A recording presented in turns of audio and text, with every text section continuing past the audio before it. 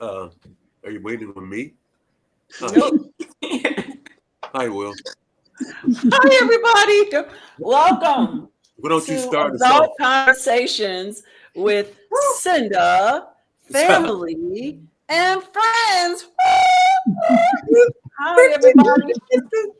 It's been a couple of months. We come in and out because we are all very busy in different ways. And as you know, Sadika used to be a regular, but Sadika's regularly taking care of herself right now. So she needed a break. So she's not with us. But I'll introduce everybody before we let our producer lead us into our conversations. I got a hot. What happened? Where you go? Steve left. Steven. He'll come back. Keep an eye out, Leese. So I have a hard stop today because I have an event today I got to go to in Chicago. So let's start.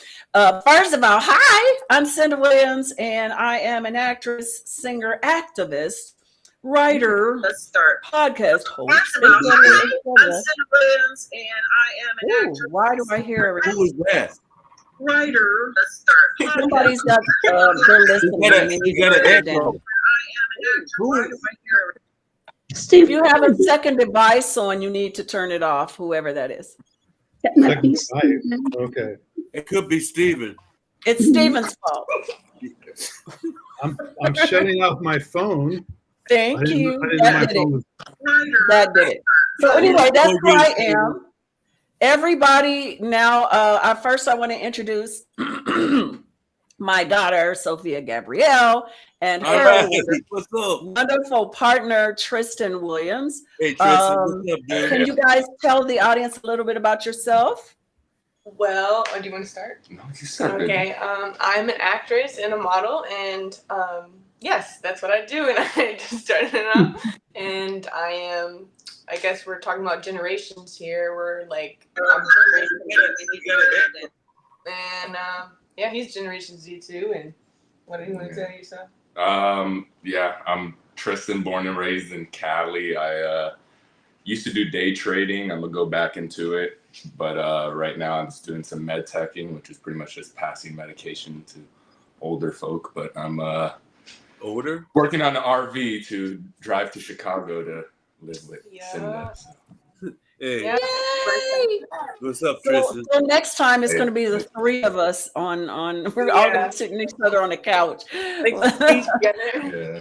I can't wait. Okay, now I want to introduce Steven Zunich, who is my partner. We have a company together. He's a part of the CWILLCREATE Productions, but he's also so much more. So please, Steven, tell them about yourself.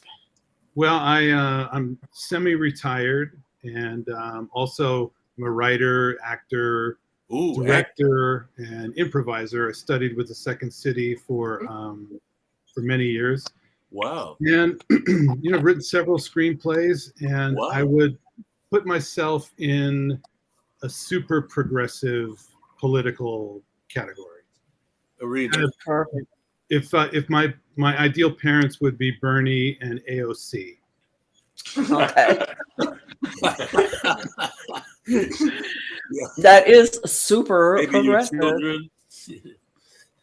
Yeah, he has kids. My children are grown. Okay. I have a 24-year-old, a 21-year-old, and an 18-year-old. They're still babies. They are. They're not sure. They're not aware that they are. But that's how young adults are. No offense.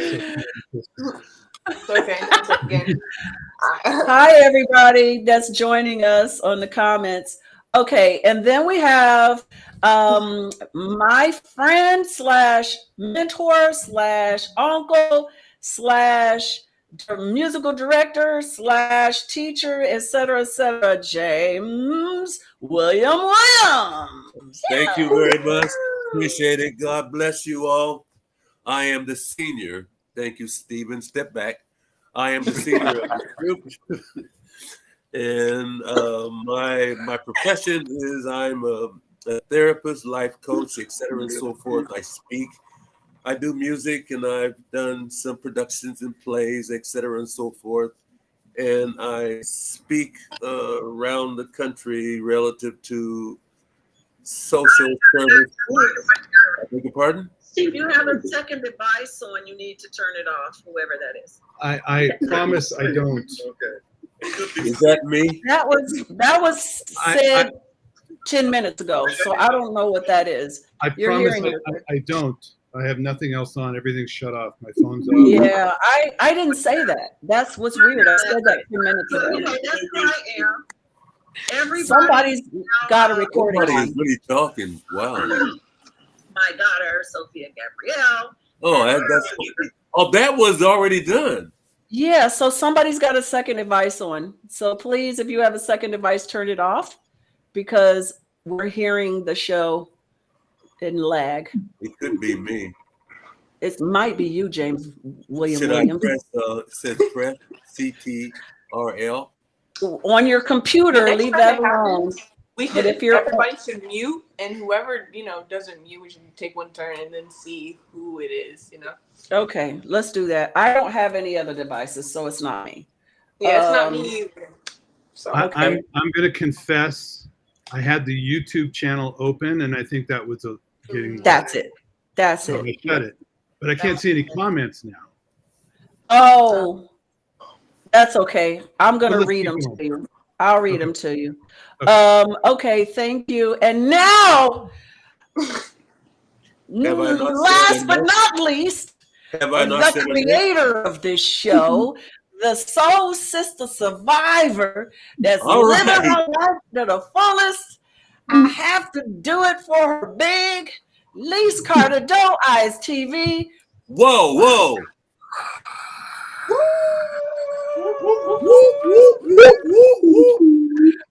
That's the okay. Thank Great. you. Go I'm on. Leese, formerly known, or some people still call me Doe Eyes. My mom gave me that nickname a long time ago. But I'm an investigator. That's what I do.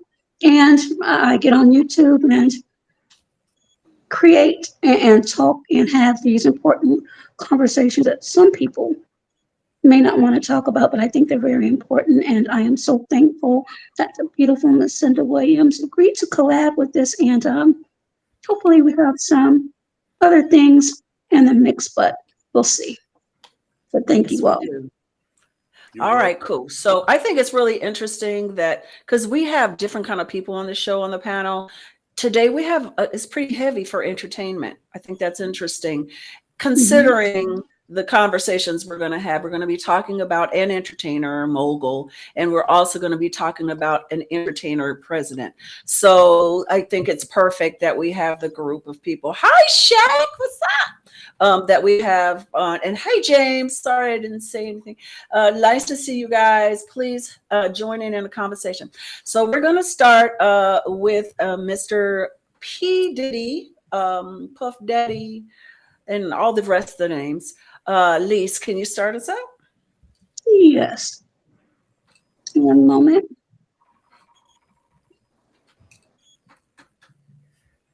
So, P. Diddy aftermath. I want to get the perspective if the Me Too movement or the optics of both men and women have changed as a result of the case. The picture I just showed, and I'll show it again, is of Cassie. And many people have seen the horrible video of what happened to her, and I'm not going to go into explicit detail, but there have been some people that have poo-pooed that, unfortunately.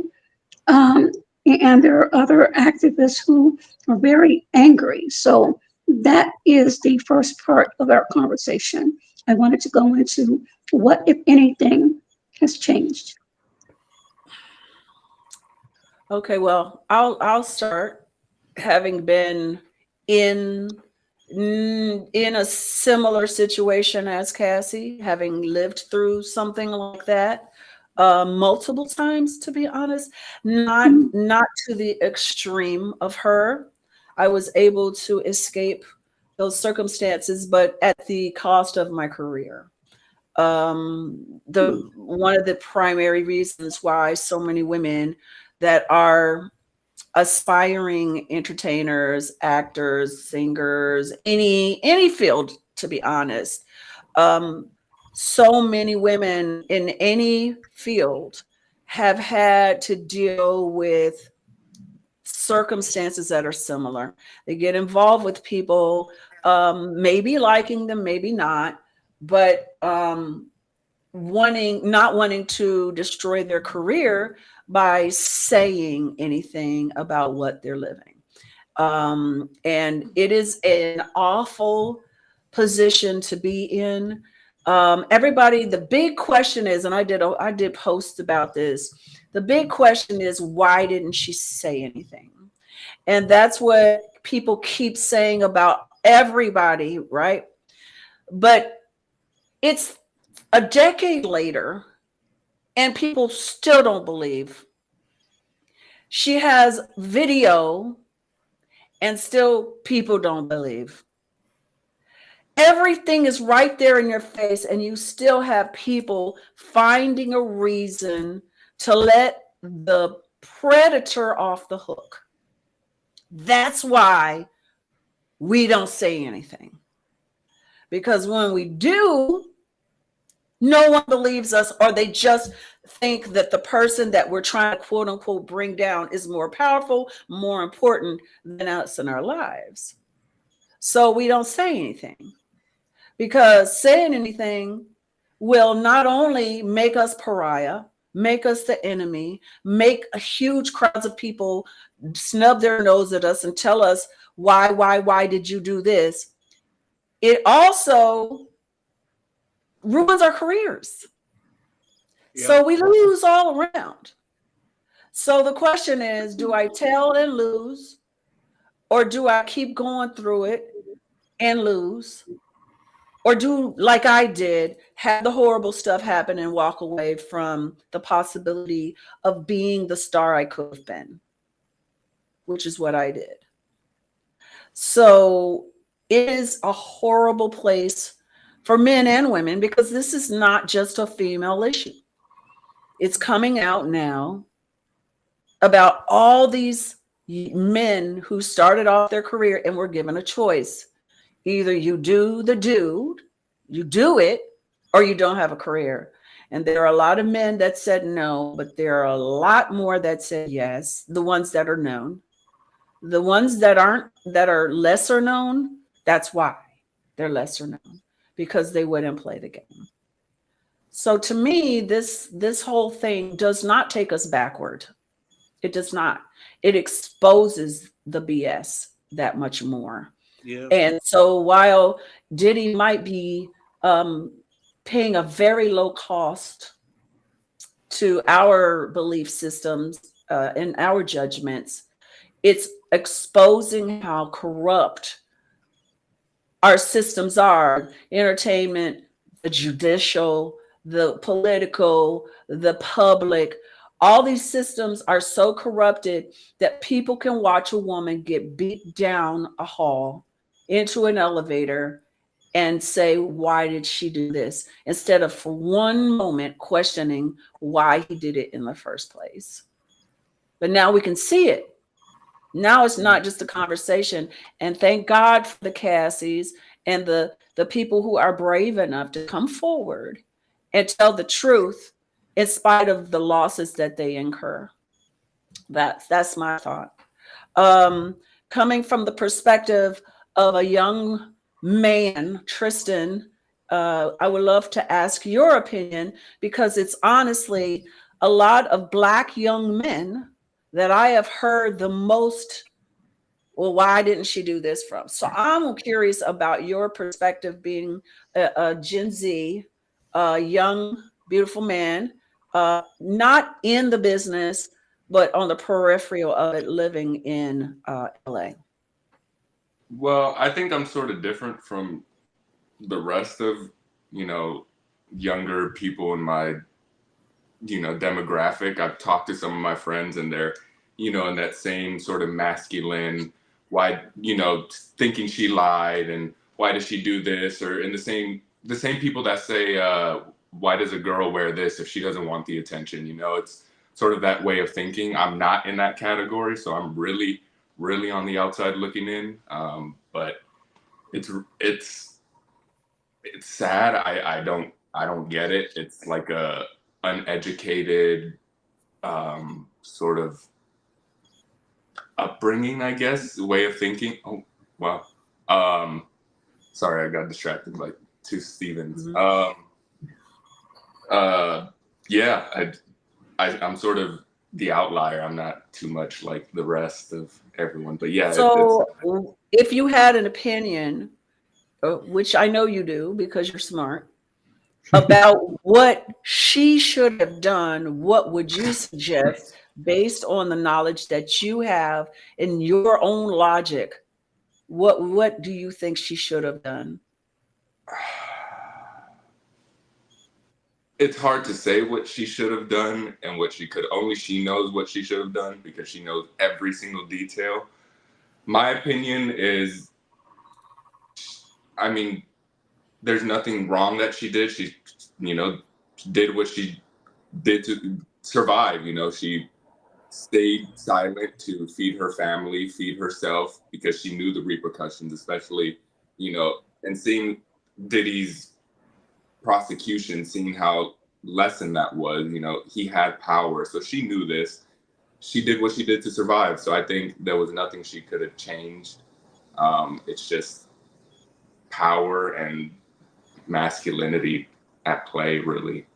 You know, Toxic masculinity. Toxic masculinity, yeah. Yeah. And I think that for those men like you and like James, I'm guessing, I'm going to hear from him in a second. I think that this exposes to men the system that we're in, because I've heard men say it's not that bad and blah, blah, blah, blah, blah. But now they're seeing how bad it really is for their sisters, their aunts, their mothers, their grandmothers, and their daughters. They're seeing what happens to women if they're abused and how the system is not built to protect them. So, James, what do you think from an elder's perspective about how this has played out and what it bodes for us now? Well, in my opinion, it's difficult to answer that question. One of the things that I have had access to relative to working in that market and seeing a lot of things and traveling with a lot of different groups, and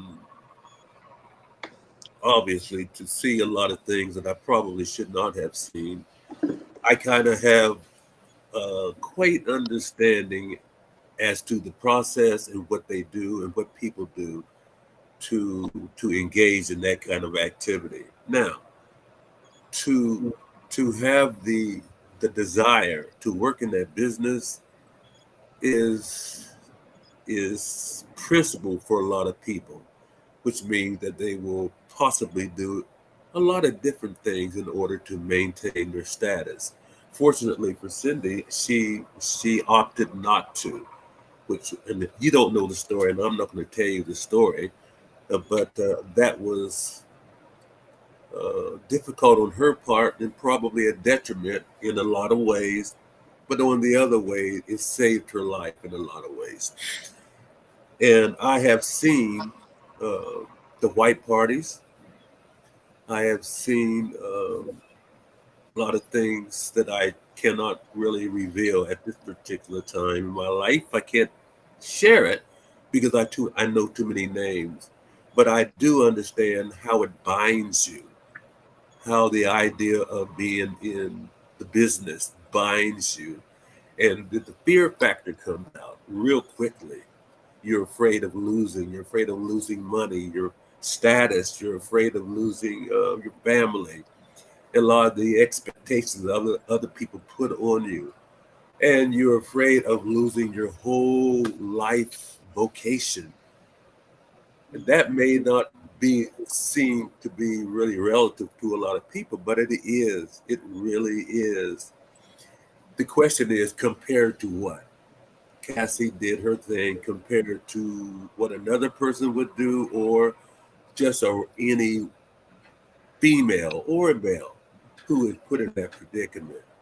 Well, you can't make those kind of comparisons, in my opinion, because every situation is relatively unique in that it may not be entertainment, it may not be in the show business, but it may be in normal living as well. Because I have seen it in normal living because I'm a therapist. I hear about it. I see about it. I have counseled people who are in it and still do.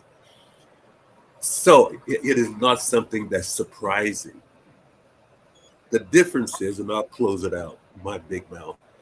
The difference is the show business is not the way people think it is. Those of you on the outside, when you're on the outside, you are most definitely on the outside. What's on the inside is a lot of secrets, a lot of things that people are relatively embarrassed to even talk about. And a lot of things that they go through are the reasons why they are successful. And what are we going to do? Take away their success in order to prove that we are right, or you should not have? Morally speaking, no, you should not have done a lot of things. But I'm telling you, when you're put in that kind of power position, and it is a power, you all don't understand how powerful that position is, to be well known, to be sought after, to get the kind of jobs that you normally would not get, to be on the stage, to perform before thousands of people, and all of that is in jeopardy, which means that your life, from your perspective and your career desires, are in jeopardy. What do you do now? What do? You go home and wash dishes and be a nice housewife or a good husband? You don't have too many options, because this is to be a creative person is creative. It's in your body, it's in your mind, it's in your spirit, and you can't shove it away. Mm-hmm. Now, where do you go if it's not in the creative community?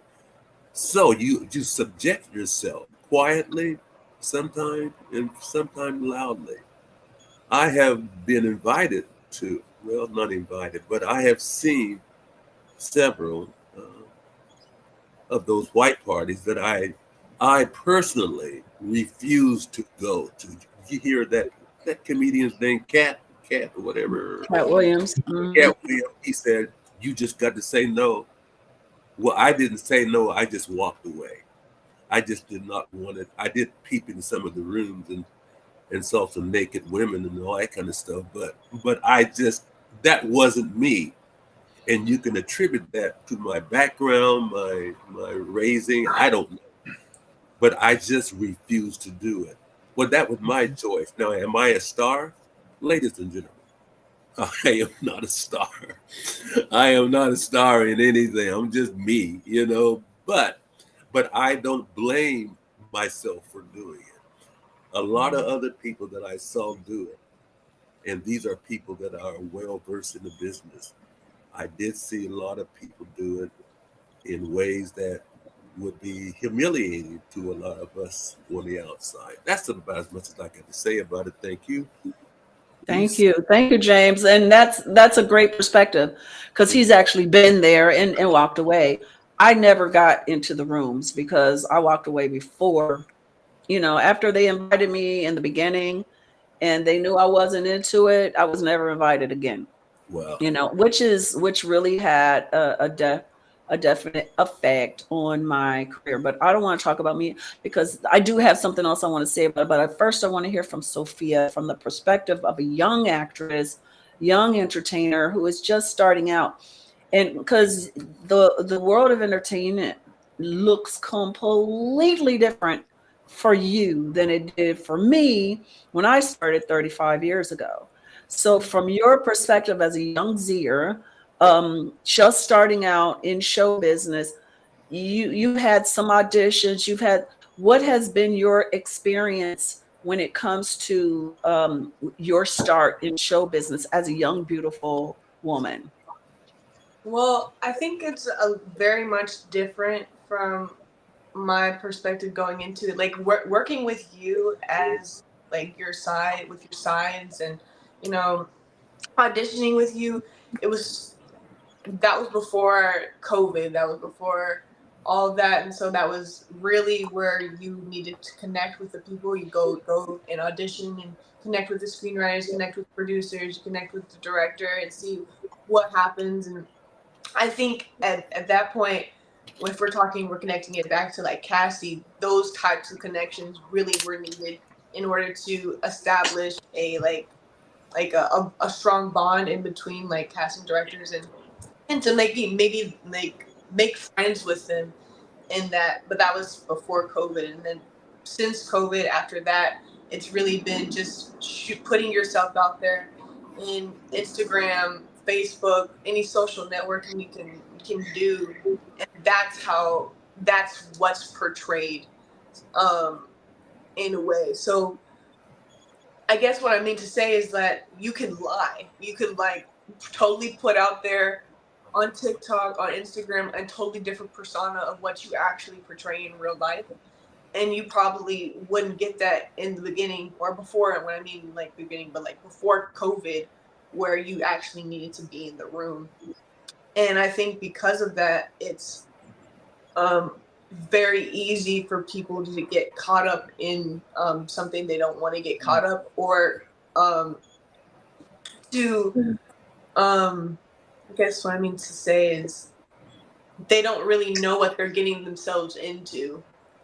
And because I have that knowledge of you, I have that knowledge of, you know, my Uncle King, and I have the knowledge of what it's actually like.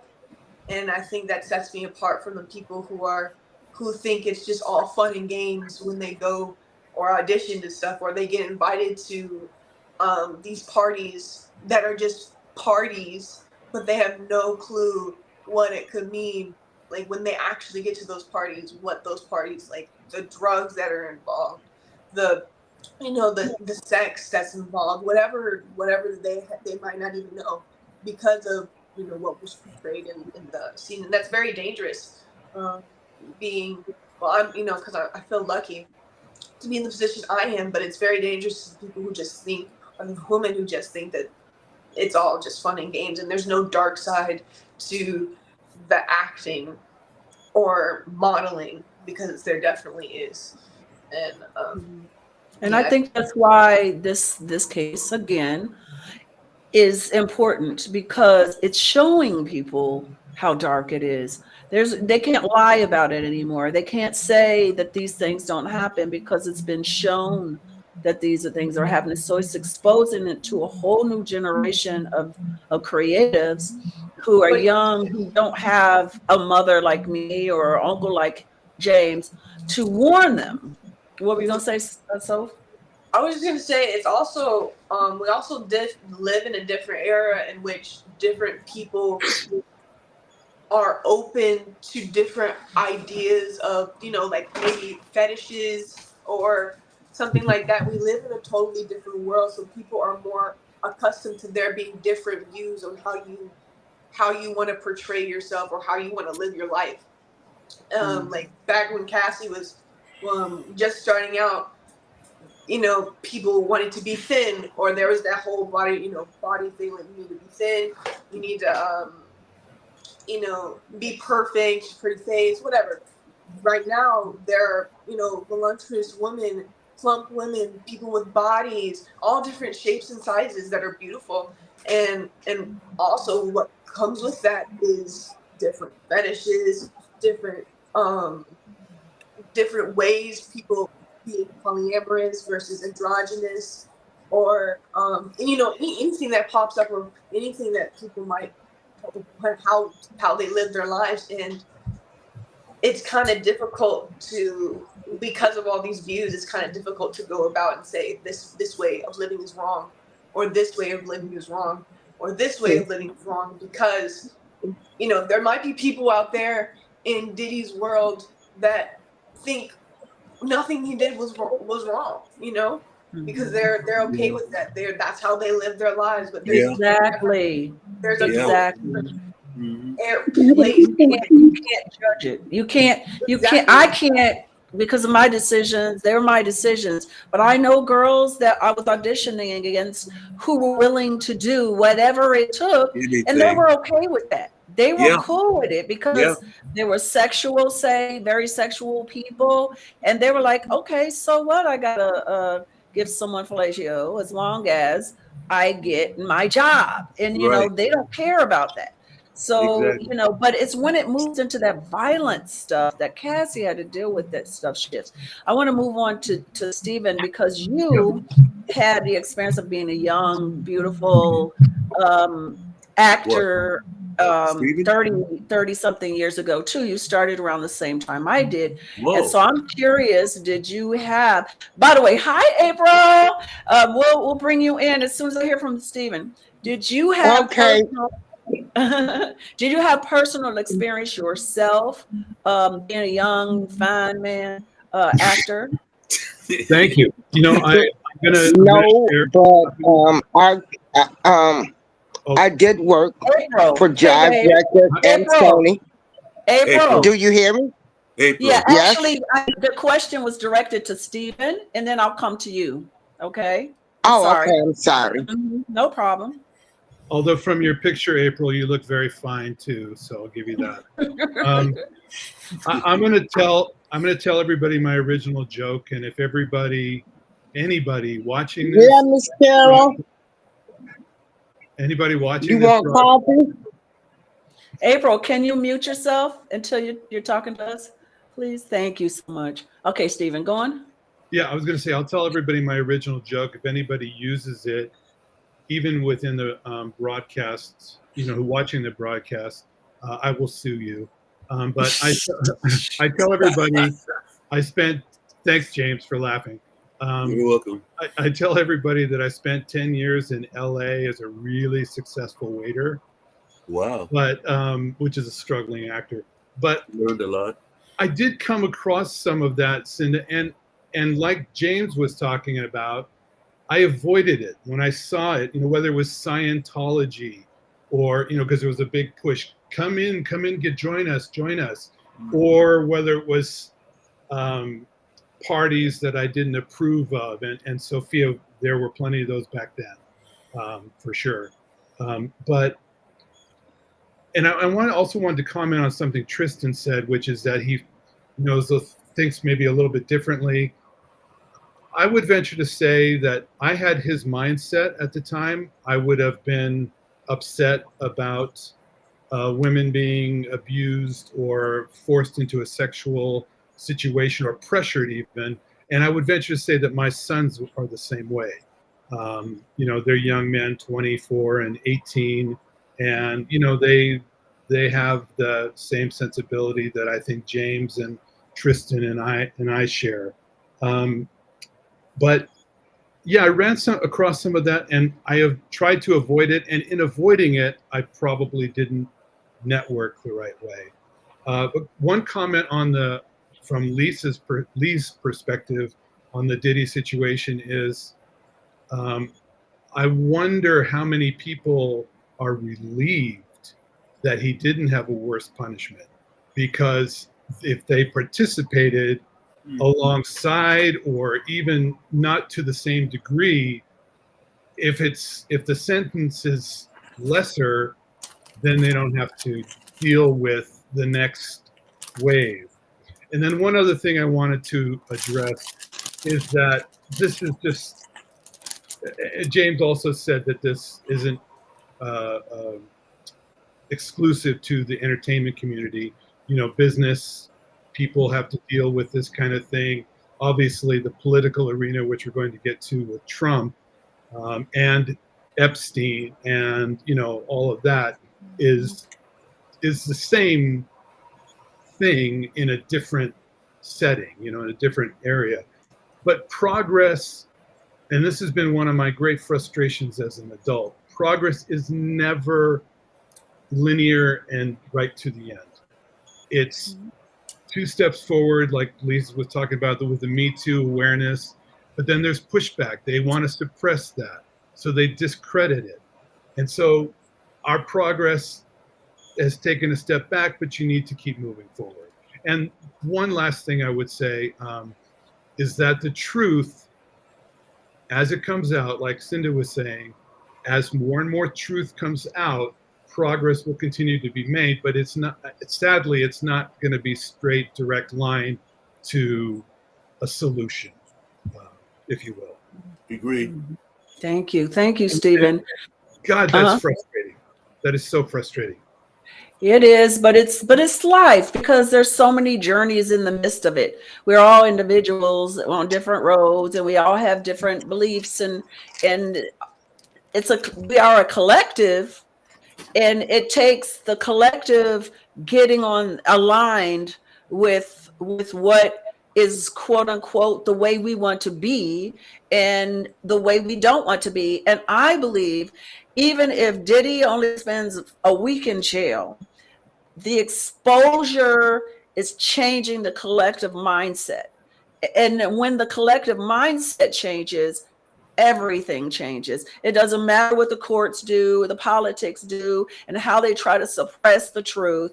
The truth is already out there, and it's changing the minds of everybody that's participating. April, thank you so much for joining us. Please tell us your perspective.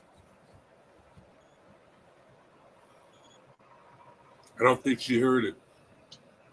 She might be mute. She looks like she's muted still. She's muted. April? Can I say one last thing to Tristan? He's not there. Well, yeah, I know, but Sophia, he had to run outside. Sophia, you can pass this I'll let him along. know. Along the lines of what he was saying is that I believe the people his age who are questioning Cassie have an agenda, and they're more vocal probably than the people like my sons and Tristan are. And that's not to say he should be more vocal or not, but just remember that the people who are speaking up and being negative, and just like Trump, and I suppose we'll get there at least, Trump with the DEI suppression, they want that to go away, and they're loud and vocal about it. I would think that most people have accepted that we've made progress in civil rights. We've made progress in women's rights. We've made progress in gay rights and trans rights, and that they accept that in their spirit, but the powers that be that have this agenda are always going to try and suppress it, which is why we don't get that steady progress that we all would like. Yeah, I think because they're fighting so hard back means that they're losing the war. Right. I believe that's why they're fighting so hard and they're yelling so loud, because they're losing the war. They might win a battle or two, but they're losing the war. April, are you with us? We'd love to hear your thoughts. Okay, yeah, I'm sorry. I came over to my neighbors. So I had to mute the mic for a minute. Thanks for having me on the panel. I have experience in doing listening parties back in the day, album release parties. I worked for Jive Records, and I worked then for Sony. And then we got a chance, to know R. Kelly. R. Kelly was our family friend. And of course, I had to have some hard pills to swallow, because I did not know that side of him. That side of him was never displayed over 20 years. I never heard him ever call a woman a name. He was always very respectful. I did know some inside stories that I heard. But at the same time, I'm going to always defend a woman. But some women you can't defend, and some women don't want to be defended.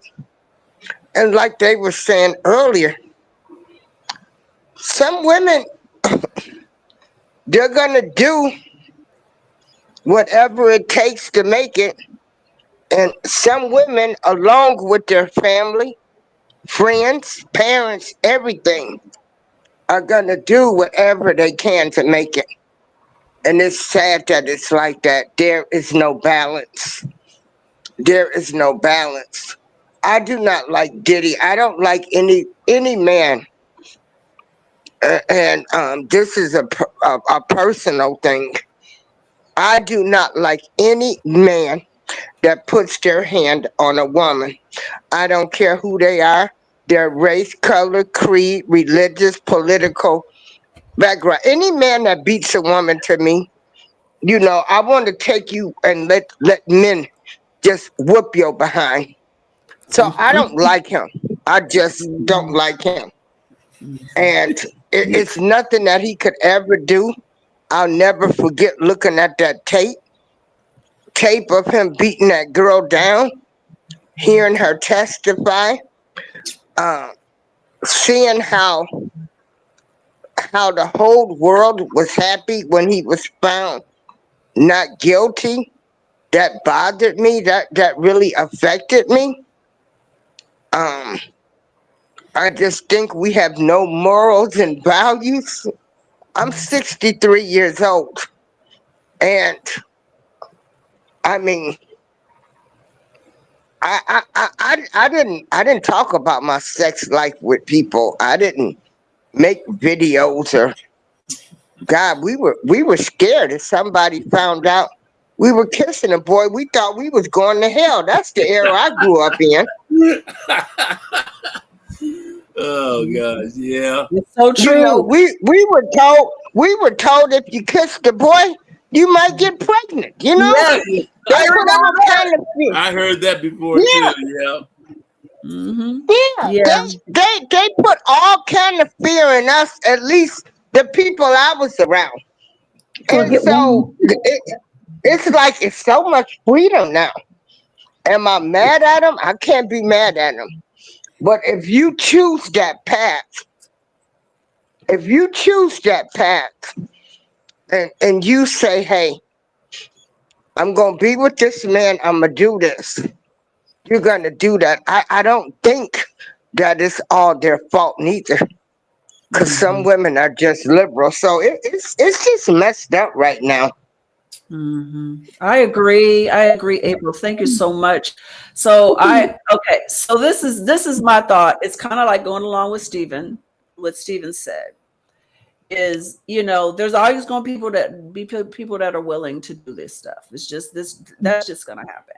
But I will say this, coming from the perspective of someone who had the stuff done to them and didn't say anything, because I did not, because the few people I told that were in power that I thought were going to help me told me it was my fault, told me I wanted it, and told me I'm lying, and told me everything. And this is people I trusted to take care of me, and they did not. So I knew if I went beyond these people who had the ability to protect me and they didn't, what was the world going to say? And I remember it was back during the time with, you know, I remember when Tyson and his girl were going through all their rigmarole, and how so many people were so mad at her for messing with Tyson because, you know, why was she in his hotel room? Why did she do this and why did she do that? Making these choices, you know what I'm saying? Which that's a good question to ask. But it was during that same time, so I was like, I can't say nothing. So, but I will say this. Those people that participate, not all of them, because some people are just sociopaths or psychopaths, and they just do what they do because they want to, because they can. But there are people that are involved with this ugliness that protect their careers. I'm talking about the perpetrators now. I'm not talking about the victims of it. I'm talking about the predators. Mm-hmm. They may be a star. They may be doing well when it comes to the perspective of us as an audience. But I know personally from these experiences that it ruins them when they do these things. The ones that make these choices for their career to hurt others, it ruins them. They walk around in fear. They walk around, especially if they have any belief in a higher power, they walk around devastated and it affects their career. You may not know that by the work that they're doing, but being famous and rich does not equal being joyful and at peace within. And so many of these people, I'm not saying that's what Mr. Combs is experiencing because I don't know him personally, but the people that did the stuff they did to me came to me years later blubbering and bawling and saying, this has ruined my life. So I know from that perspective that even though it seems like people are getting off, they are not, because higher source, God, deals with people where they are. Karma comes for you, good or bad, right? And so if they have 1 month in jail or no time, it doesn't matter because judgment is meted out by the higher source. And there's nothing a judge, a jury, or public opinion can do to stop that from happening. So it's not anything that I think I when it came to my situations, I gave it to God. I'm like, I can't punish these people for what they did to me. And I made a choice. I got out of the circumstances so that I wasn't going to get that. It wouldn't happen to me again. But I wasn't going to go make it some big public brouhaha and lose my career along with my virginity, along with my heart and my peace. I wasn't going to do it. And, people might not agree with that. And ultimately, I look back and I say, sometimes I wish I would have just walked away. But I did what I did for a reason. Leese, what do you have to say? Because I can see you want to. I just had a question for No, I want to make a comment. I didn't know we were talking about being abused. I was abused too. Mm-hmm. I was abused by 2 family friends. Mm-hmm. My father was manic depressive and schizophrenic. Mm-hmm. And I did not talk about, how stuff happens. Well, Mm-hmm. and you just lock it away. Right. We lock it away. It happened. I knew if I would have said something, I knew what my father would have done because I was a daddy's girl. Mm-hmm. And they knew that too. Well, that is definitely a bigger picture question. My abuse happened in show business. I was Cassie. So I had my own. Mine was I family had my friend. own abuse as a young person and all that kind of stuff.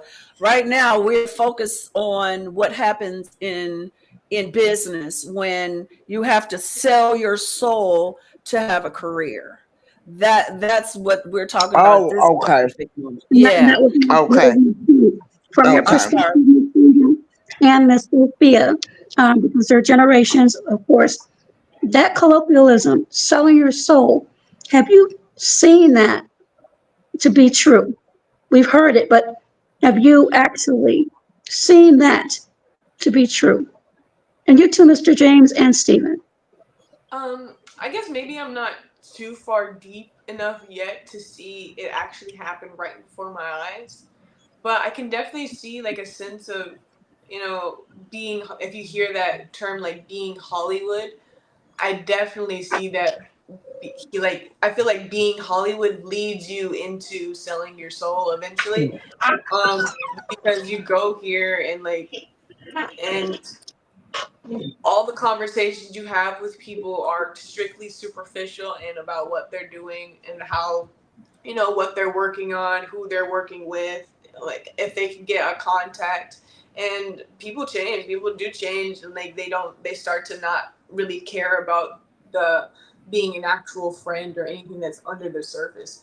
So I mean, I could see a change there for sure, when it comes to like some of my friends that I've kind of stayed close with, but honestly not really because of that. And I don't like that feeling. So I think that's part of the reason why I am leaving this, because it's not, I don't like that energy of quote unquote selling your soul to be like this whole happy-go-lucky person all the time, because that's what Californians want, I guess. I don't know. Well, But, Hollywood at the least. yeah, Hollywood. Hollywood. Yeah. Yeah, I would say that I had a theory when I lived in LA. A lot of people come to LA from someplace else, and they come for a very selfish reason. They want to be a star. They want to make a living there. But when so many people are in one place with that same motivation, it can really, it affects the culture, I believe. And so how do you get connected? Do you go in the 80s and 90s? Do you go and join Scientology? Do you become a sex partner for somebody who you think can help you advance your career? And because so many people have moved away from their homes, you really don't have, most people in LA don't have the family they can turn to, and so I think probably you getting out of LA is probably a good idea, and getting with people who love you and care about you and have your back. But yeah, there's, not just in the entertainment world, as James was saying, but there's a lot of pressure to be something other than yourself, or to do something that you wouldn't normally do to advance in America, I guess, if you would. And that's, that's not easy. It's not fun. It leads to trauma. It leads to trauma either way. Trauma if you don't participate, or trauma if you do participate and you have to deal with what you've done. So. Yep. Or trauma because you don't have the career that you deserve. Right. Right. That's there are a lot of people. That's why I love Cat Williams so much, because Cat Williams is such a brilliant genius. He saw what the price was to be what he wanted to be. So instead of depending on others, he created himself.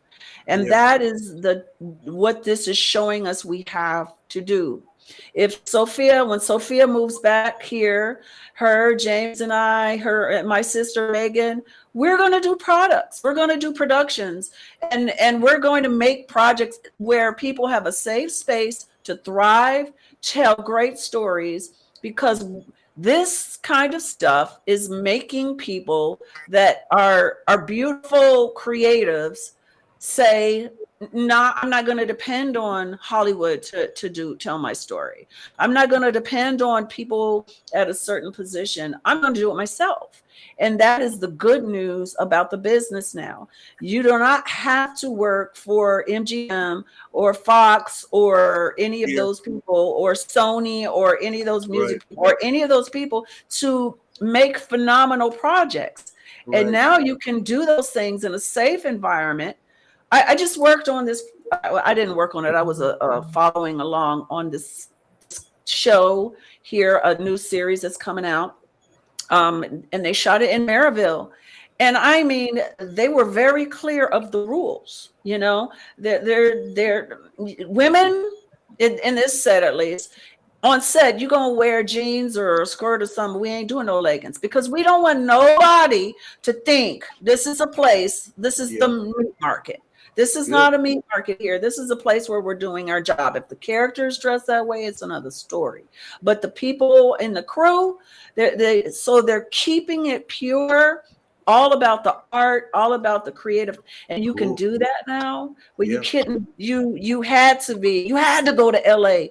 I had to go to LA since Yeah. I wanted to be in movies. That's what I had to do. You don't have to do that anymore. Now you can be a part of companies that are not, there's Christian companies or different, religious companies making stuff, so whatever. But there's also just normal people that want to tell great stories, that are coming together and creating art the way, telling the story they want to tell, and it's a safe environment. Ain't no directors asking you to sleep on the couch with them. It's just not happening like that anymore. It doesn't have to happen like that anymore. Absolutely. James, Miss Cindy, can I ask you a question? Sure. So, all of this alleged stuff been going on in Hollywood. They say since Shirley Temple. Mm-hmm. So, why hasn't it stopped? It has stopped. It has. It is stopping. It is. Degree, That's why Sophia Gabrielle, my daughter, has not experienced it, because it was so easy to do for so long. But then you get your Cassies and people like her that say, okay, I know this happened a long time ago. The statutes of limitations are gone, but I don't want anybody else to go through this. Right. And people are starting to talk. I'm talking. I'm not specific. I ain't naming names for my own reasons. Right. But we are talking now for the first time. People are telling the truth about what's been going on, because they stop being afraid of the fallout, because there are opportunities to work. You might not make the millions that you would make on this film or that, or this song or that, or whatever. Right. Yeah, you can. Because Doe Eyes saying, chat. This is Doe Eyes, yeah. Now, do you think these people, since you guys are talking now, mm-hmm. Do you feel safe? You have to. We're talking. I'm at the point myself personally where I don't give a flying flippity flop anymore. Whoa. Okay, I'm sorry. I'm there. Like I said, I'm not a name caller, but I don't care. I am trying to protect Sophia Gabrielle and those in her generations and those that are still coming up. And I think that's why people, women and men, are coming forward and telling the truth, because our careers are minimal to the love that we want to put into the next people coming. We don't want them to go through what we went through. That's what's changed. And there are other ways you can have a career now. Yeah. That does not, you don't have to go to LA and be in that world and sign a contract with blood in order to work. That's right. You might not be a millionaire, but if you produce it, which, when Sophia comes here, she's going to be a producer in everything we do, because that's how you make your money, right? Just being an actor, you can't do that anymore. She's going to be empowered, right? The people, young people, that's a part of my production company and how I want to do things. I want to put people in power so they can create their own stories, and so we can overshadow all that other bull crap. You know what I'm saying? We can make products in safe environments, tell our stories, and change the world without being raped to do it. Right. Okay, another question I have.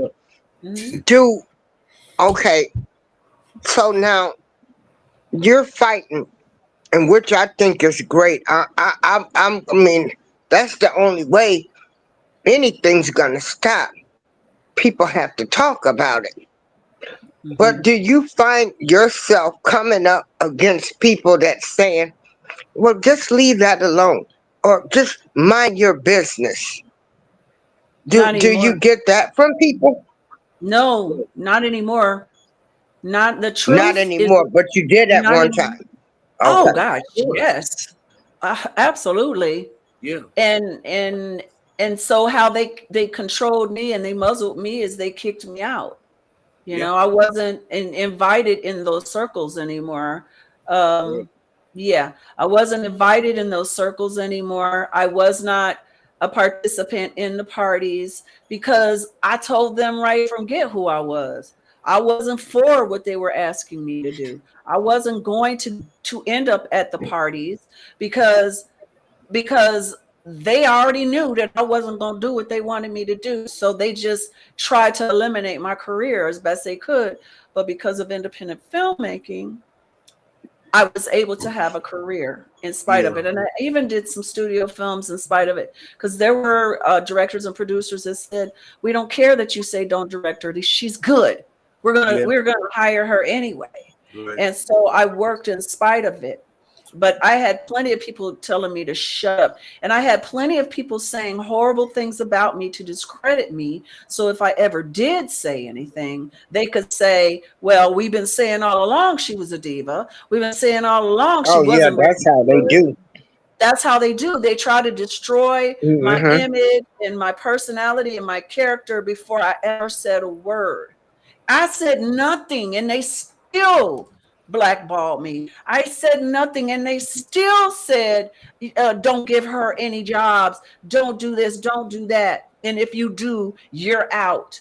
It's still happening. Somebody called me the other day and was like, they just did some huge thing with this movie you were in, and everybody was there, and they didn't mention your name once, and you were one of the leads.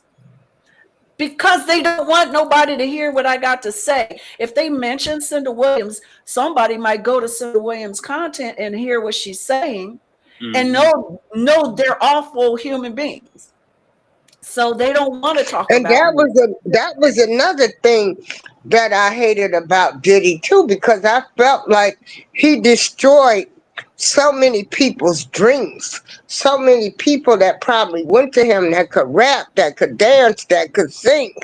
Like, you know, how many people have actually gone out there to Hollywood to have their dreams crushed, never to come back home, to have their spirits crushed? Like, they're probably alcoholics, drug abusers, everybody. Far more people than we will ever know. Yeah, I'd say 98% of the people that have tried to do this stuff have been either rejected or torn down or had very difficult lives because of the way things were, but it's changing. But I do think Leese has been trying to tell us kindly to shut up and let's move on to the next segment. But I didn't want to stop our flow. Sorry, Leese. I love Leese. I come to her shows all the time, and I didn't even know what the subject was about. I'm just running my mouth, just getting in. I'm happy to be up here. I'm learning stuff. Thank you. Okay, I'm gonna mute my mic. I'm gonna shut up. Oh no, you good. We don't want your opinion since you're here. This is called Adult Conversations with Cynda Family and Friends, and your friend. Oh yeah. All right. So we're gonna move on, and we're not gonna take a break because I got to do a hard stop. So we're gonna go on, and we now are gonna talk about what, Leese? That's how you say it. I've been saying it wrong all this time. All right. It's Leese, but me too. Hold on now. We are going to give our perspective, and again, these are just our opinions, a report card for President Donald Trump, and we're going to grade him on immigration, economy, healthcare, jobs, and last but not least, foreign affairs. And I would just like to say real quickly that I had the opportunity to be in, and Ms. Cynda, you know this, in the actual courtroom in regards to the Kilmar Armando Abrego Garcia case. And I'll just say this without saying too much. The government's witness was absolutely horrible and unprepared. I understand about immigration as far as the legal and illegal status, but the issue was basically due process, and what I saw would shock so many people.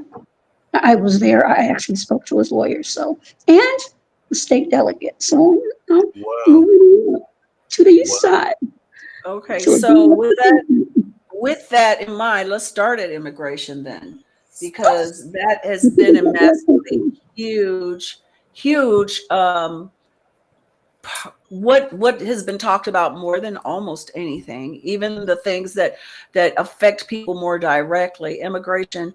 And I will say that I think, just my opinion, y'all, if you don't like it, I'm sorry, I believe that the immigration has been such a big topic because it's been a distraction for a whole bunch of other things that are going on, because that is the playbook of certain folks.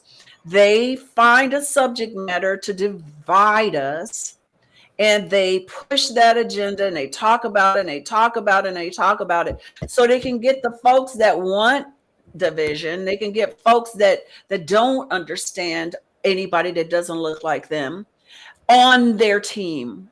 So they're looking at that instead of the fact that their Medicaid and Medicare is going out the window.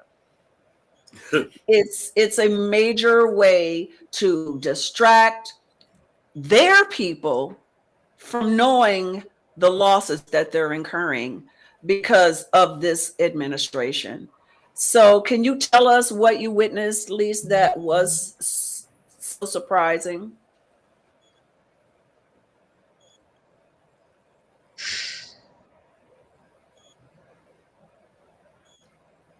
There's an agenda, and no matter what evidence there is, there's an agenda for him to go back. Judge Zenas is trying to get at least a 72-hour stay before an immediate deportation. Basically, the government does not know or will not disclose what their plans are. And it was evident with the witness, Thomas Giles. He would not answer basic questions. He only had 2 days to prepare, and a lot of his testimony, direct and under cross, came from what he read. A lot of what he knew about this case came from social media. Now, in my opinion, if you're going to be a witness for the government, meaning the Department of Justice, I'm just going to say in Donald Trump's voice, it's very, very bad. Very, very bad. Mm-hmm. So that specific case itself has an agenda, not just the immigration piece, but that case itself. So in other words, they're using immigration as a guise to make other things happen. Is that what you're saying? Mm-hmm. Yeah, absolutely. They're trying to decrease timelines where they won't even get counsel, but they can be deported within hours. Wow. And it has nothing to do with their immigration status. It has to do with people they don't want here for whatever reason. They might say something, they might know something. They're just trying to get them out of the country. And they just happen to be immigrants. It's a lot of things. Okay. So in other words, ain't nothing what it seems. No. No. Right. No, not at all. Wow.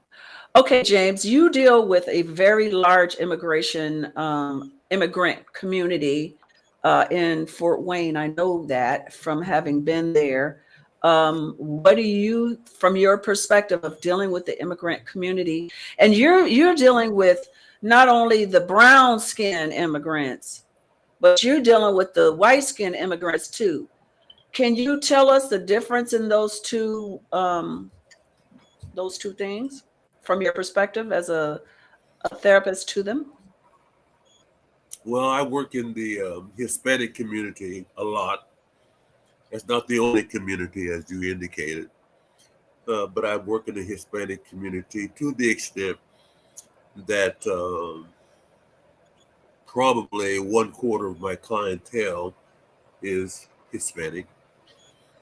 And so I've gained a reputation because there aren't too many Black Americans who would assume the responsibility of even frequenting the neighborhood of the Hispanic community, because they are so tight. They're so tight and close, and they don't allow too many people in. However, because of my position and the work that I was doing at the time, they allowed me in.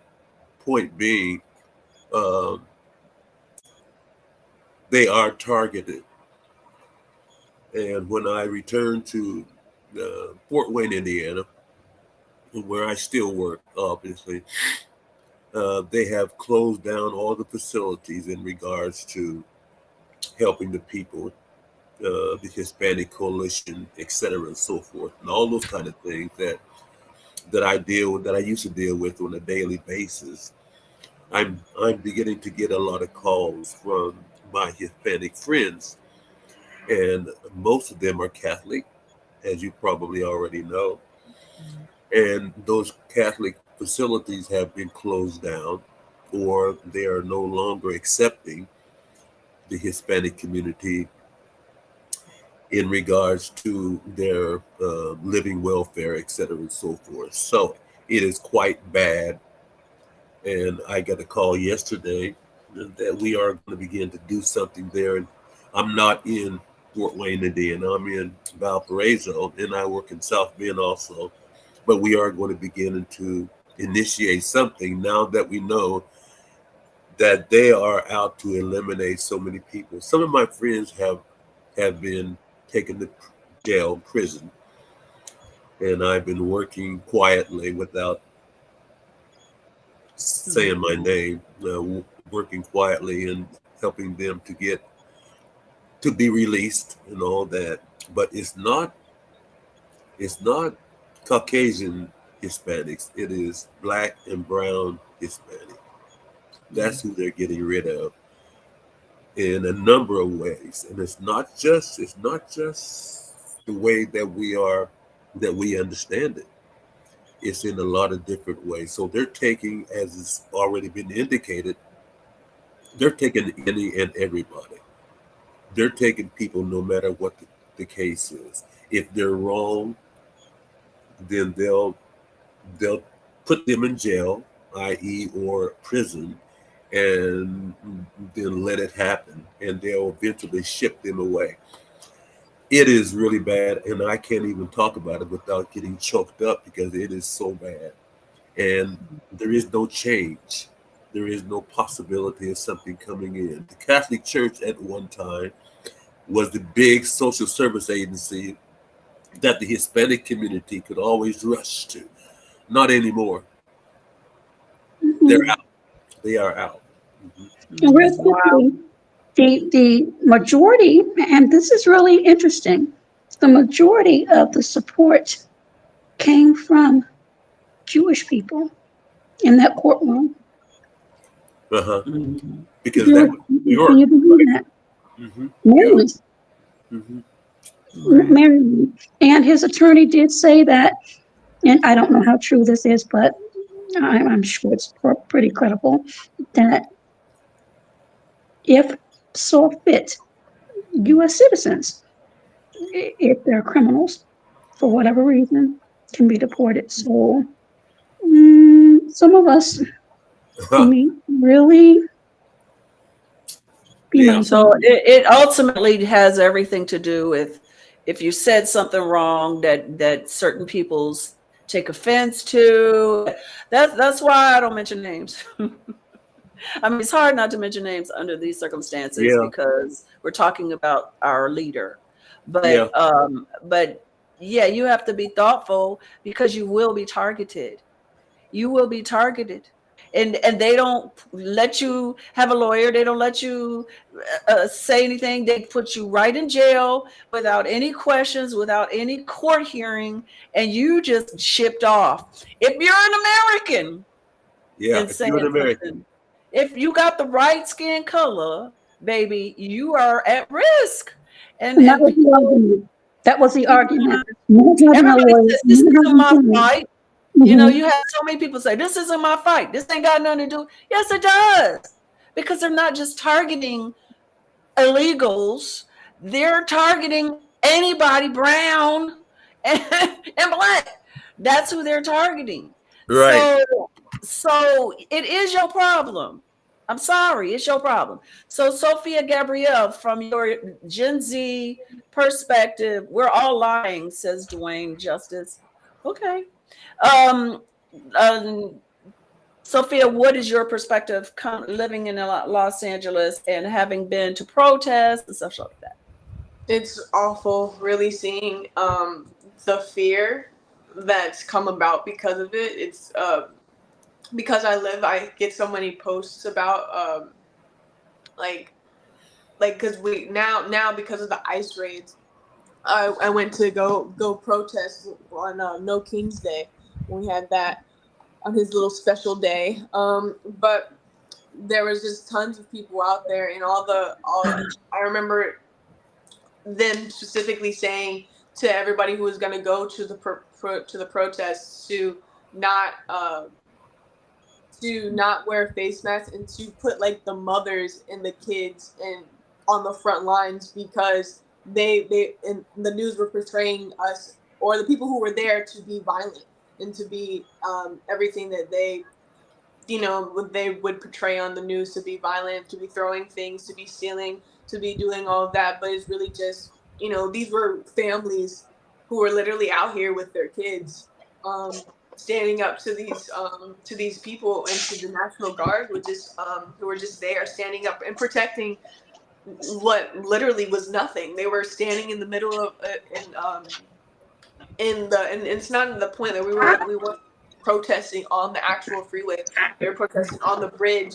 So when people drove, they would see the signs, and they were stopping us from just even showing the signs to people, because people were constantly honking. We're showing the support. It was like continuous. So there was like tons of people who were showing the support and everything. But being here and just seeing my friends post timestamps and days that maybe ICE raids might happen, and like where they might happen in Pasadena and Altadena, in like different addresses and stuff like that. It was just it's very scary. And then also not only that, but you get people on random roads. I think on Father's Day, that was the big one. They were gonna do a whole bunch of ICE raids on Father's Day, a whole bunch of ICE raids on July 4th.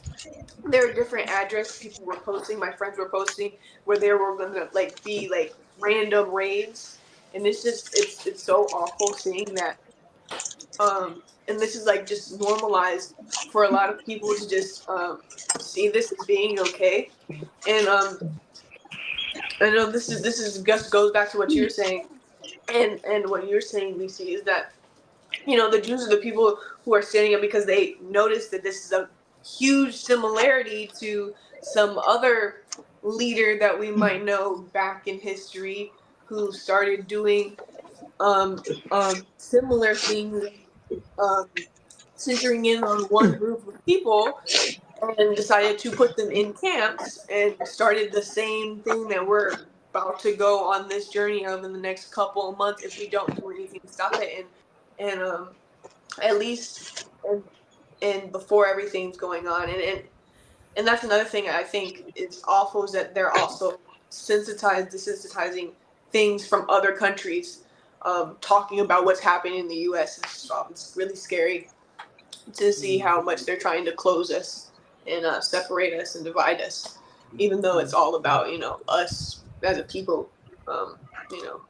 culturally. I would like to say before I hear from Steven about this, obviously there's a lot of, it's so hard to get everything into 1 hour. or 45 minutes about a whole bunch of stuff. So I think it's okay if we only focus on a couple of those issues. But I will say this, that, you know, part of the division of us is the fact that certain peoples are not seeing these things. So we could have a beautiful young man say, "We're lying," because maybe the stuff that he's seeing is very, very different. And I don't have anything against someone with differing opinions, but these comments are not coming from somebody watching it on social media. These comments are coming from people that are living it. Sophia lives in this. She's dealing with it. She's in a Hispanic community. She's watching it happen. So that would be unfair to call someone that's seeing things right in their face a liar. We're not basing these comments on make believe or something we're watching on TV. We're saying these comments based on true life, face-to-face experiences. James deals with these communities and is watching in real time and helping people that are going through these things. That's not a lie. I'm sorry, it's not a lie. If we were just espousing opinions based on stuff we watched, then I could understand that. But these are people experiencing this stuff in real time. So I come as a peacemaker and a lover of people to say I understand how you could feel that way, because a lot of the programming that so many of my brothers and sisters that I love that are huge Trump lovers, they only see certain things. They don't see these things in real life. So they're basing their opinions on what they watch that's programmed exactly for them. Exactly. They're not living the experiences to know. Yeah. Steven. Dwayne, really quickly, for you, Dwayne, who see that we're lying. I was in that courthouse. The government's witness answers were based on a lot of his opinions from memos, not from his 24 years of experience. And when asked basic questions as to what's going to be done, what's the time frame, he could not answer. So, again, if you want to call someone a liar, you will look a little bit deeper. Thank you for your opinion. Yeah. Wow. Steven, what do you think? I can't hear you. You're on mute. Sorry. There we go. I would say that, you know, we are on a social media platform. So people are going to say whatever they want to say. I personally would, you know, dismiss it, ignore it, and keep talking about what we're talking about. I was saddened to hear James speak because I've been married twice. The first time I married into a Latino family, and my ex's mother was from Honduras, and the Catholic church we got married in Berkeley was a safe haven for El Salvadoran refugees back in the late 80s, early 90s. And that's very upsetting because it has been a safe haven, and if that's no longer a safe haven for the Hispanic community, that's a terrible thing. In general, and this probably would apply to all of our report card checklist of Trump on the topics we're going to cover. In general, I think this is not only an attack on, it is a distraction, but it's also an attack on the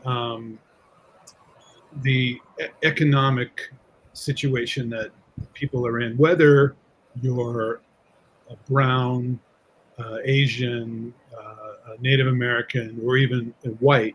And my grandfather was Swedish on my mother's side, and he was a union steel worker in Pittsburgh, and he was dealing with this back then. He would argue with other white steel workers, you know, in a bar after work, that you know, the politicians were coming for the Italians. The Italians are going to take our jobs. The Irish are going to take our jobs. This is the early 20th century. Black people in the steel mills when he was working there could only probably be custodian or janitor. But and it was the Republican Party. The Democratic Party was the party of the unions. Yeah. And he would say to his quote unquote buddies, you know, you're voting against your own economic best interest. You know, if the people who are made our jobs as good as they are, and they weren't that great, even though the unions were in place in the, you know, 30s and 40s, that's the Democratic Party. And I would say it's probably less true today. They're less supportive of unions, but it's always, if people voted their own economic best interest, we would have Kamala Harris as our president, and we wouldn't be in the mess that we're in. So to me, it's kind of to Cynda's and Leese's point, a distraction. It's a terrible distraction because it's affecting people's lives, and it's a violation of their constitutional rights, whether you're a citizen or not, to be in the country. If you're here legally, you are here legally. But it's a distraction from all the economic things they want to take away from us. The Medicaid, any kind of social services. And that's always been what the Republican Party, I believe, has wanted. They just got somebody who's crazy enough and bold enough to do these outrageous things to try and get it. And some of the stuff that Trump has thrown against the wall hasn't stuck, but he's thrown enough of it at the wall that some of it's sticking. And it's scary AF, as you kids say, Sophia. April, do you have any thoughts about this specifically? I mean, because we have 20 minutes. We can transition into the economy. Okay. Because I just want to say with Trump, like, they've been on this man like a microscope. I'm not a Trump supporter, but from the time he has gotten elected, Trump, every 5 to 10 minutes. They didn't have no other president under the microscope the way they have Trump, every move he makes. And it's like, can they let the man breathe? Immigration, I live in Joliet, Illinois, which is a suburb of Chicago. My family is in Chicago.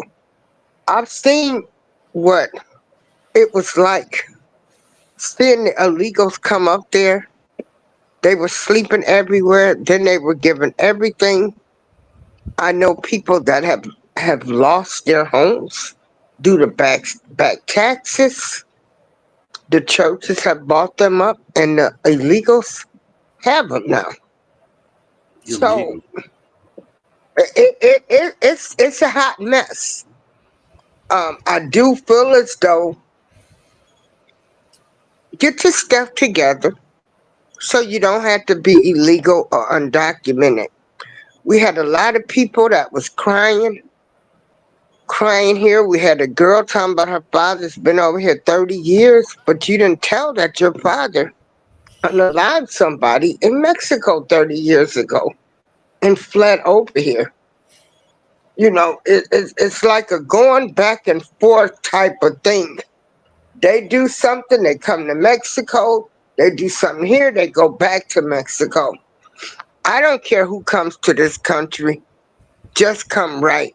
But as far as I'm concerned, I can't even give a report on Trump. I would say, you know, he's not doing anything different from the rest of the other presidents, which is lie, create a hysteria. They all lie for their agenda. I'd like to actually say something in accordance to that. I really feel as though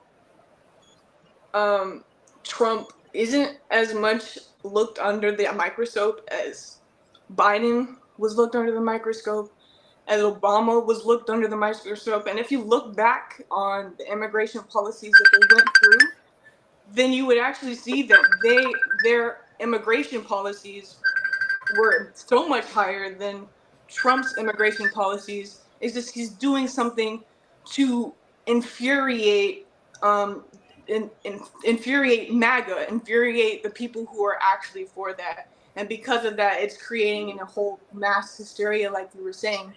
And on top of that, they make it extremely difficult to get citizenship here, to get birthrights, anything here. If you're second generation, if you're third generation, they make it extremely difficult.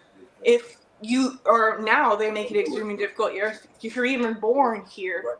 So what I would argue to say that not only are we're giving Trump a pass on all the stuff that he's all on the Epstein files, we're giving him a pass on. We're giving him a pass on grab them by the that he said all those years ago. We're giving him a pass on putting thousands and thousands of people in what would be concentration camps back in what would be called concentration camps. We're not looking at a micrograph and saying, oh, maybe we shouldn't do that. Maybe we shouldn't put people who have families, who have children, who were born here, and put them without a family and give them put them in jail because their grandfather murdered somebody who they may not even know. They might even not know her history, their family's history.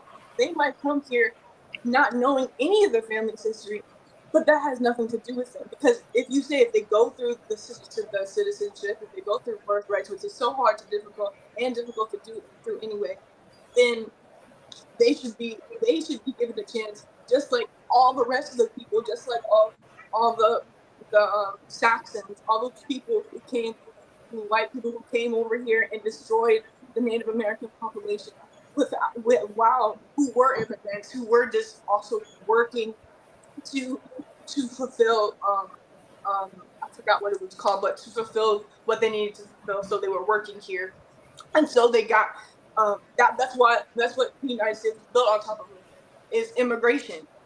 And I feel like if it was built on top of it so long ago, why aren't we still going about that immigration thing, about it being a place to welcome others instead of a place to push out and to keep our own, I guess, purity, as you might say.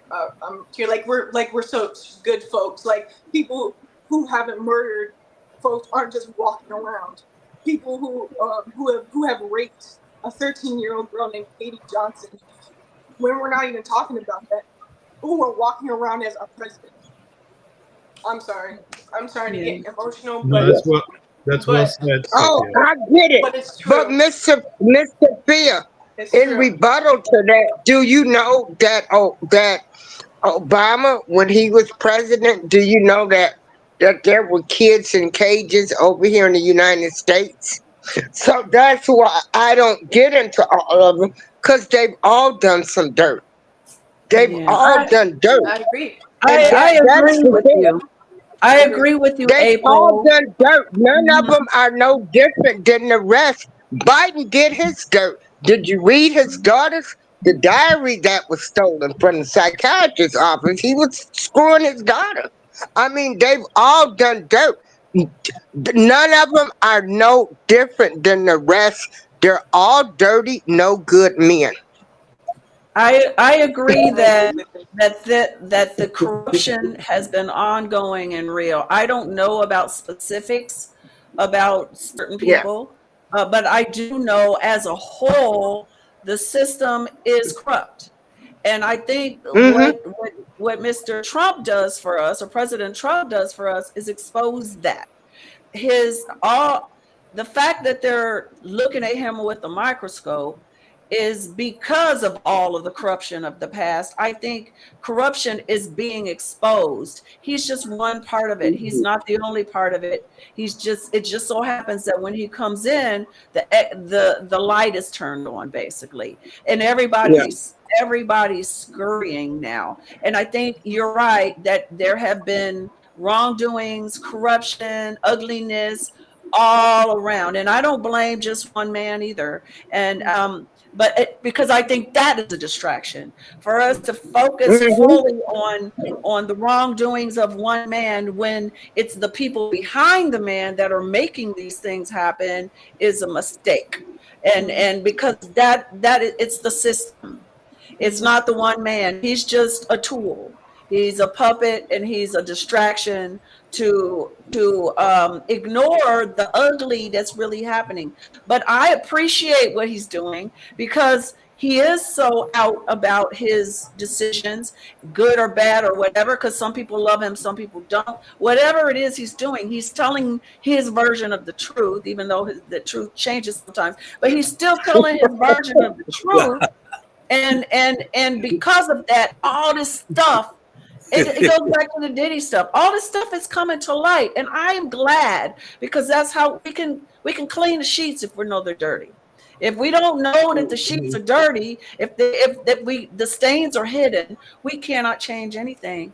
And I love the fact that I'm excited about these days. I'm not scared. I'm not fearful. I think everything that's supposed to be happening is happening. Shaq, welcome. We don't have too much time, but I want to hear your opinions because I know they're differing. Please share with us your thoughts. Peace to the panel. How everybody doing? Hi. Okay. Hey, it's a good conversation. Salute. Thank you. Miss Dawn, I don't know what you got to do, MO? What you doing? Huh? We're just growing, Shaq. We're growing. Okay. That's good. That's dope. That's dope. But no, this is a good conversation, good topic that can go on forever, as you know, the politics and stuff like that, man. But with the Trump thing, people do got a lot of Trump the reign syndrome. You know what I'm saying? Because he only been in politics 12 years, really, and just got office just to be his second term. So it's a lot. It's been 65, 70 years of U.S. corporate corruption going on. I would say I'm gonna call it corporate insubordination to the American citizens. You know what I'm saying? Us. You know what I mean? Especially when you're talking about the birthright citizenship stuff, because that was deliberately misinterpreted. You know what I'm saying? So a lot of people, unfortunately, came to this country, North America, from Canada, and all other places, Mexico, El Salvador, wherever, 80, 60, 70 years ago, 30, 40 years ago, and they've been living in this country, and they haven't even tried to get no citizenship. You know what I'm saying?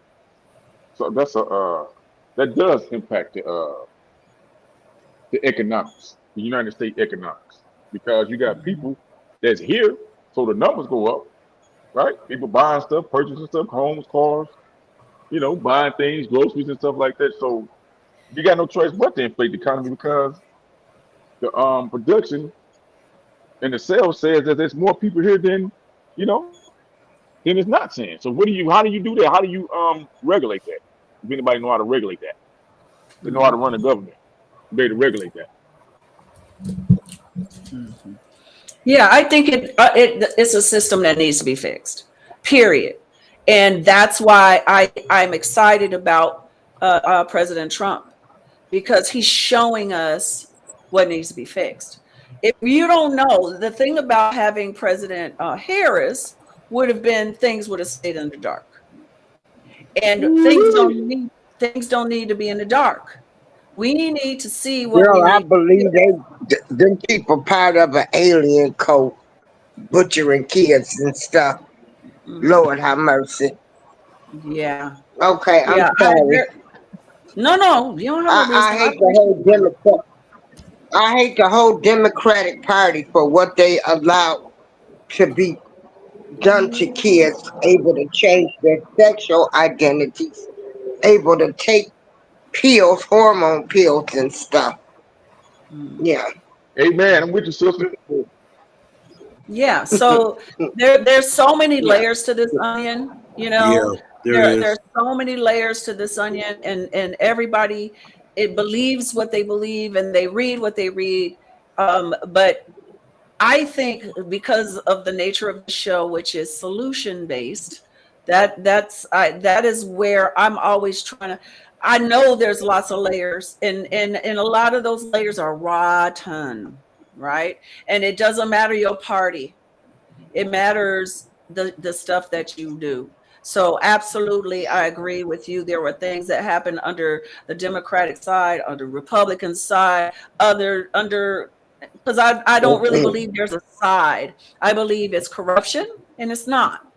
And it's been going on for a long time, and it's not just they claim to be two parties, but they're not. They're not two parties. They're one party that's just controlling the narrative, and it's just corrupt. And it's time for the corruption to be exposed, so then we can actually have some leadership that's truly about change and about helping us all, fixing the immigration problem because it needs to be fixed, fixing the economy, fixing our medical, our healthcare system, fixing all those things, all those titles, the jobs, the foreign affairs, all those things need to be fixed. And those were problems before Trump. Those were problems before Barack Obama. Those were problems before Reagan. They just got expounded. So we need to work on problem solving and creating that's why I love this platform. Thank you, Doe Eyes, because we get to come on here with differing opinions and think about change, how we can evolve from the place, because there's rights and wrongs all around. So if you say, Leese, if you could change something in this immigration conversation, what would it be? Absolute and total transparency. That would help. Yeah. that would help if the truth were told. And how do we go about that? How I know I have friends that are like totally anti-democrat, totally, and they're technocrats, and they think that AI is going to be the answer. They think getting rid of politicians, period, is the answer. They believe that AI governing us is a better idea. That's their solution to these problems. I don't freaking know. All I know is I agree with you that transparency is where it begins. But until things are exposed as a problem, there can be no transparency. If we don't know there's a problem, there can't be a fix. You know, but at the same time, you can't be in the vibration of fixing a problem if you're in the vibration of there's a problem and that's all you can talk about. So I agree with you on that. Thank you, April, for joining us. We are going to wrap it up now. We only really talked about the immigration problem because there's so much to it and we don't have enough time to talk about everything. But I really want to say thank you to everyone that has expressed themselves openly. I love these conversations. They have to be had in order for there to be solutions. We need Shaq, we need April, we need Sophia, we need James, we need Steven, we need Lisa, we need me. We need people to honestly and with respect communicate. So maybe we can think about fixes for our problems. Because I can admit, Democrats, liberals, progressives, Republicans, 25 people, we are all human beings and we all believe we're right. Now it's time for us to figure out what that means. What does it mean? Last thought. Overall report, I'll go first. D. And I believe everything was by design. That's my final thought.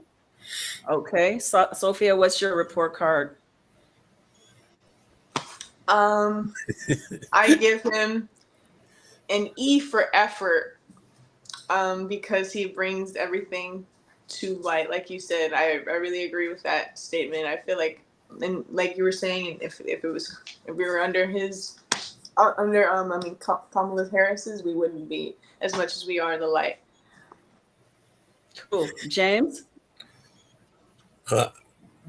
The only thing I have to say is that from a mystical perspective, I believe, as Cindy and most of you believe, that it's our responsibility as human beings to look at the issues and look at the problems and begin to address it from a personal perspective, as an individual perspective, and understand from my perspective that we are in a worldwide transition. We are in a worldwide transition, moving into another era of living in life, in love, and understanding about our human genome, and that we should, as most of you are saying, band together with our own particular emphasis, with our own particular ideas of right and wrong and good and bad, and to come together as a conglomerate of people who are very much interested in our future and our children and what's going to happen in our near future. And I believe in that. And I believe it can be done from an individual perspective. Lastly, I believe that mental health is a primary issue, not just in our country, but I believe it's in the world. It's an issue that we have to address, and we have to realize that there are some things that must be done in order to offset where we are heading towards. I believe that with all of my heart. And I know, and I believe and know, and I teach that without that understanding, that we may fall into the abyss of things being as it used to be. We should all band together and think in terms of things that we would like it to be in the future, as a conglomerate of people loving each other and being together. Amen. Thank you. Tristan, what's your report card? What do you give our President Dustlock? I would say a D, maybe, or Okay. an F. Okay. Yeah, maybe. Yeah, or I like she said, an E for effort. I just think there's a lot of closed-minded people, and social media is not helping at all. It like exaggerates everything. You see one headline of like, an undocumented immigrant killed this person, and then they go berserk saying that everybody does, or one black person goes and does this, and so I think it's just a lot of that. But yeah, an F for him. Okay. All right. Shaq, I would love to hear your grade. I'm gonna have to give it incomplete. How long you been in office? Incomplete. 6 months. Yeah, this is a 6 month review. Mm-hmm. This is okay, 6 months. Okay, that's good. That's good. 6 months review. Yeah. I'm gonna say incomplete, but let me see. I'm gonna say incomplete, but just to give, if I had to give a report score right now, 6 months, I'm gonna say C+. Okay. C+. Okay. C+. Yeah. All right, cool. And Steven, your thought? Yeah, I just wanted to kind of give a general concern. The ideal of America and the Constitution and one person, one vote has been compromised, and it's been compromised for a long time. I feel that the United States has been an oligarchy masquerading as a democracy for several decades now. I believe that Bill Clinton moved the Democratic Party way to the right intelligently for him, because he was the one who said, hey, you know what? The Republicans are getting corporate donations. Why can't I? And he did. He was brilliant at it. But it's also made them beholden to the super rich. And I think that's where we're at. And I'll leave one thought without leaving a grade. There's a short film that I wrote and directed called UNTER, which is under in German. And the line in there is from a congressman in the story. And he said, the people elect me, but once I'm in place, I go to work for the men that really run the show. And I think that's where we're in trouble. Because most, with the very few exceptions, I mentioned AOC and Bernie, and there's some other people, with very few exceptions, they're answering to their donors who are corporate, who own the country, and who are taking away what I think the ideal democracy should be, that American ideal, you know. Awesome. Thank you so much. Me, myself, I'm going for the C, not because I'm an independent and I want to see where he goes from here, because there are some things that have surprised me that he's done. But there are some things that haven't. You know, he's done certain things. He's followed the playbook of 2025 to a certain extent, but he's also said, "What are you doing?" to the leader of Russia, which was unexpected. There are certain, he let a man out of jail who was in jail for a reason that wasn't. He was in jail for all the wrong reasons. He maybe deserved to be there for other things, but he spent many years in prison. Although I think he's still going to be there because the state is not going to give that guy a pass. But there are certain things that he does that are independent thinker stuff, you know, and I can be objective enough to see all sides, not just the sides I don't like. And so for that, C is in the middle. And I say we see more. And see what happens, because people can still surprise you. And if anybody's going to surprise you, it's going to be that guy.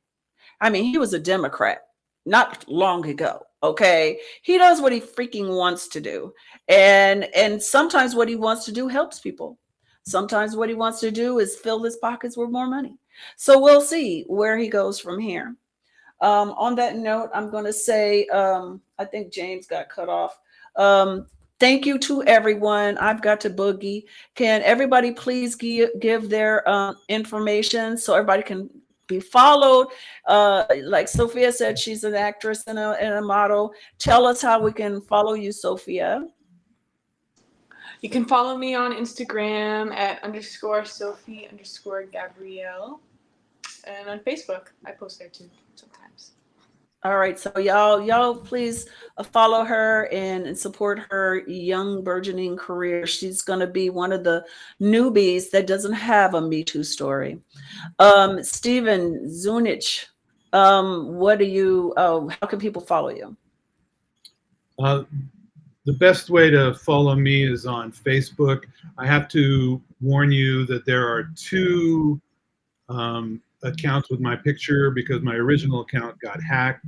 The one that you would follow now has this link to this conversation, this YouTube Live, as my pinned post, and it has a picture of me and my kids in the what do they call it?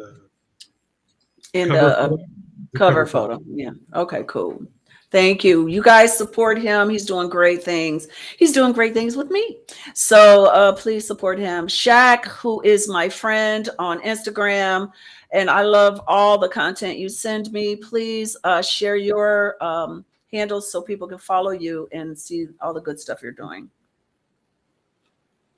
Okay, so once again, salute to all the panelists, man, and salute to people in the chat that tuned in. These conversations, like you said, need to be had, and I'm glad that we're having them from our POVs. You know what I mean? Not just the government. So this is dope. You can check me out. You see the name down there, Shaq Waller, CHAQWEILER on YouTube or Instagram, and Shaq Edwards on Facebook. That's CHAQ, last name Edwards on Facebook. I did a live earlier, Facebook Live, and I just barely touched on July is minorities mental health month, and I just slightly touched on that. I might go over it tomorrow or do some more before the Thank you. speaking on mental health. Last month, June, I didn't know it was men's mental health, and I think I'm gonna revisit that too eventually on one of my live streams, bring some information, give some people some stuff. So check me out. Hopefully, Shaq, you'll join me on my live on Thursday sometime, because I love. Is it every Thursday? What's your time? It's every Thursday. Well, most Thursdays at 5 p.m. Central. I do a show called Live and Direct with Cynda and Friends. And I'm Cynda, and my friends are whoever comes on, and all the people commenting. It's a great show. But I would love to have you on there since you're on Instagram. Yeah, just remember to send me the link. DM me the live link on Instagram or something. If that's what I don't even know how to do that, but we'll talk about it. We'll communicate. So James, I think he called me a couple of times. I think he got cut off somehow with this weather. It's really terrible here. So I think I want to say thank you to April Showers for your thoughts and your honesty, and we really appreciate you. Oh, here he is. James, tell them how they can find you, because I gotta go. I'm on Facebook. You can get me at Numa, Numa, or James W. Williams on Facebook, my profile page. Awesome. Thank you. And thank you so much. I think we heard from you more today than we've heard from you ever. And I was really loving it. You can see me on at Cynda Williams, believe it or not, on Facebook. I have 2 pages there. I have my fan page there. On Instagram at Cynda Will. On TikTok, at Cynda Williams 615. Follow me everywhere, and check out the content. Thank you. I'm a true social media person, even though I don't read anybody else's stuff. No,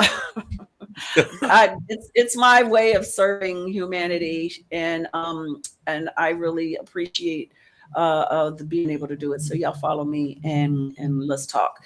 Now, Leese, whatever your name is, been saying it wrong. Girl, thank you so much for this opportunity. Thank you for everyone that's joined in. Whatever your thoughts, I really appreciate you. Love you. And Leese, take us out. Everyone, thank you for tuning in. Adult Conversations with Cynda Family. Okay, Lisa. Thank you, Tree. Thank you, Tristan. We didn't get your grade, but I appreciate you all. Thank you, James, for everybody that listening. God bless y'all. Bye. Bye, Sophia. Bye, baby. My girl. Take care. I may be on here forever. How do I get out? That's what I'm trying to figure out.